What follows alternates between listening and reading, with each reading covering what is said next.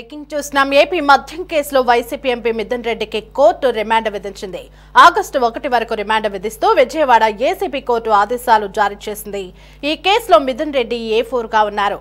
Remand విధించడంతో Mithun Reddy Rajahmundry central జైలుకు తరలిస్తున్నారు. ఈ కేసులో అరెస్ట్ అయిన తొలి ప్రజా ప్రతినిధిగా కూడా మిథున్ రెడ్డి నిలిచిపోయారు.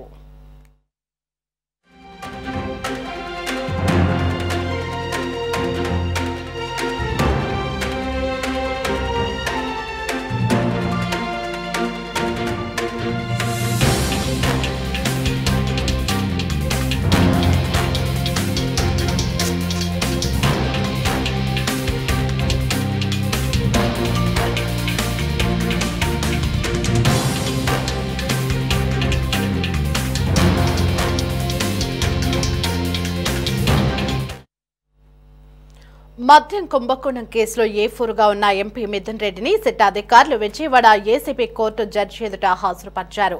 ఈ కేసును విచారించిన ఏసీపీ కోర్టు మిథున్ రెడ్డికి రిమాండ్ విధించింది. అంతకుముందు సిట్ కార్యాలయం నుంచి విజయవాడ ప్రభుత్వ ఆసుపత్రికి తీసుకువెళ్లారు. బీపీ, షుగర్, ఈసీజీ వంటి వైద్య పరీక్షలు నిర్వహించిన వైద్యులు ఎలాంటి అనారోగ్య సమస్యలు లేవని నిర్ధారించడంతో ఏసీపీ కోర్టు జడ్జి ఎదుట హాజరుపరిచారు. ఇక మిథున్ రెడ్డి అరెస్టుకు 29 కారణాలను సిట్ కోర్టుకు నివేదించింది.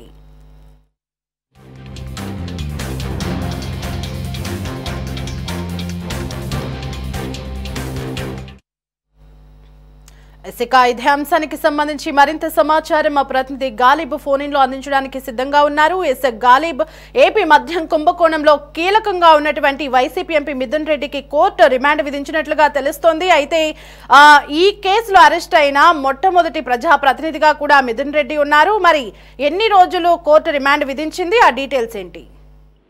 ఆగస్టు 1 వరకు మిథున్ రెడ్డికి ఏసీపీ కోర్టు రిమాండ్ విధించింది. అయితే దాదాపు కోర్టులో వాదనలు ముగిసి 2-3 గంటలు అవుతున్నా సరే న్యాయమూర్తి ఎటువంటి నిర్ణయం తీసుకుంటారు అనే దానిపై కూడా సర్వత్రా ఉత్కంఠ రేపింది. ఆయనకి కస్టడీ ఇస్తారా అనే దానిపై కూడా అందరూ వెయిట్ చేస్తూ ఉన్నారు. ఈ నేపథ్యంలోనే ఆయనకి ఈ నెల అయితే ఆగస్టు 1 వరకు కూడా రిమాండ్ విధిస్తూ కోర్టు ఆదేశాలు జారీ చేసింది. రాజమండ్రి సెంట్రల్ జైలుకు తరలించాలంటూ కూడా ఆదేశాల్లో పేర్కొన్న నేపథ్యంలో మరి కాసేపట్లోని రాజమండ్రి సెంట్రల్ జైలుకు మిథున్ రెడ్డిని తరలించబోతున్నారు. అయితే కోర్టు ఇచ్చే ఆదేశాల ముందు ఆ తర్వాత 2 పక్షాలకు సంబంధించిన వాదోపవాదాలు జరిగాయి.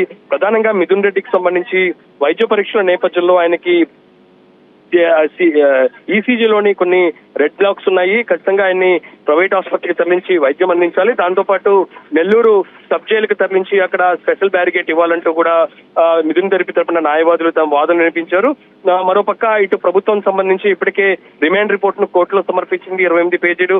ఆ రిమాండ్ రిపోర్ట్ లో సంబంధించిన అంశాలకు సంబంధించి ప్రభుత్వం సంబంధించిన న్యాయవాది తమ వాదనలు వినిపించారు. అంటే 2 పక్షాలకు సంబంధించిన వాదనలు ముగిసిన తర్వాత మిథున్ రెడ్డికి సంబంధించి రిమాండ్ ఇచ్చేందుకు కోర్టు నిర్ణయం తీసుకోవడం జరిగింది.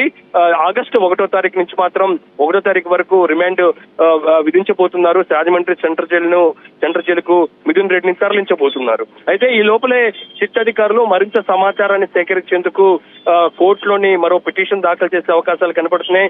రిమాండ్ పిటిషన్ ని. ఎందుకంటే మిథున్ రెడ్డిని నిన్న 5-6 గంటల వరకు విచారించినా సరే పూర్తి స్థాయి ఆధారాలు సేకరించలేదు. మరింత సమాచారాన్ని సేకరించాలంటే ప్రధానంగా ఈ లిక్కర్ కేసులో తెర వెనుక ఉన్న బిగ్ బాస్ సంబంధించిన అంశాలను బహిర్గతం చేయాలంటే మిథున్ రెడ్డి కీలకం.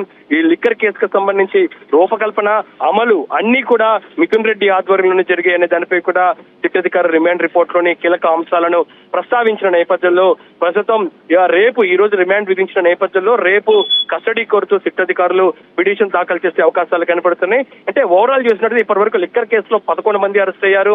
ఈ సంఖ్య మిథున్ రెడ్డి అరెస్టుతోని 12 వరకు చేరింది. ఈ కేసులోని తొలి ప్రజాప్రతినిధి అని చెప్పుకోవచ్చు. ప్రస్తుతం ఆయన ఎంపీగా ఉన్నారు. సీనియర్ పార్లమెంటరీగా ఉన్నాను. 3 సార్లు రాజంపేట నుంచి ఎంపీగా గెలిచిన పరిస్థితి ఉంది. ప్రస్తుతం కూడా ఎంపీగా ప్రాతినిధ్యం వహిస్తున్న నేపథ్యంలోని ప్రస్తుతం ఈ కేసులోని మిథున్ రెడ్డి చాలా కీలకం కాబోతున్నారు. ఈ నేపథ్యంలోనే వైసీపీ వర్గాల్లో కూడా కస్టడీ ఇస్తారా లేదా అనే కోణంలో కూడా వెయిట్ చేస్తున్న సమయంలోని ఏదైతే ఏసీపీ కోర్టు మాత్రం మిథున్ రెడ్డికి కస్టడీ ఇస్తూ ఆదేశాలు జారీ చేసింది. ఆగస్టు 1 వరకు కూడా కస్టడీ విధించింది. మరి కాసేపట్లో మిథున్ రెడ్డిని ప్రత్యేక భద్రతతోని ఆయన్ని రాజమండ్రి సెంట్రల్ జైలుకు సిట్ అధికారులు తరలించబోతున్నారు. Right Khalib, thanks for the updates.